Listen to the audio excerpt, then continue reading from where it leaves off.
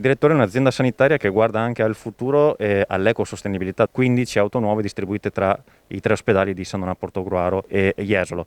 Come mai questa decisione di passare all'elettrico? Come azienda sanitaria puntiamo anche a dare un messaggio alla comunità di pulizia dell'ambiente, di tutela dell'ambiente, e questo avviene anche attraverso diciamo, una scelta di questo tipo, che è una scelta importante dal punto di vista economico per l'azienda, perché riguarda un parco auto di 15 auto elettriche all'interno poi di una fornitura più ampia che riguarda oltre 130 mezzi tra auto, furgoni, doblò, e quindi mezzi che vengono utilizzati dai nostri operatori per muoversi nel territorio. Sono macchine ad alta tecnologia come lo sono tutte le macchine recenti, quindi faremo un breve percorso di formazione in modo tale che siano in grado di gestirle in maniera adeguata e in piena sicurezza.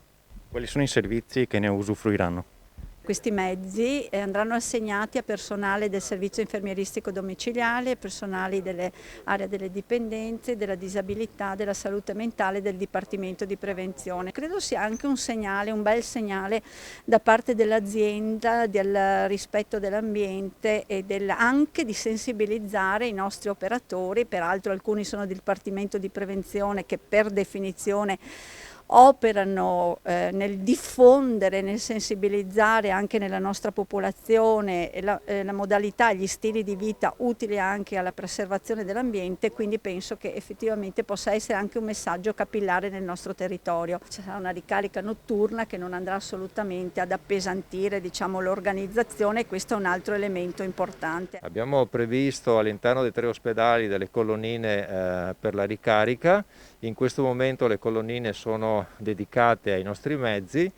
Faremo anche una convenzione per il personale dipendente, perché anche tra i dipendenti abbiamo appunto dei collaboratori che cominciano ad avvicinarsi all'elettrico, e quindi sarà una risposta anche per loro, quindi potranno arrivare al lavoro, mettere la macchina in ricarica e a fine turno riprendersi la macchina e tornare a casa.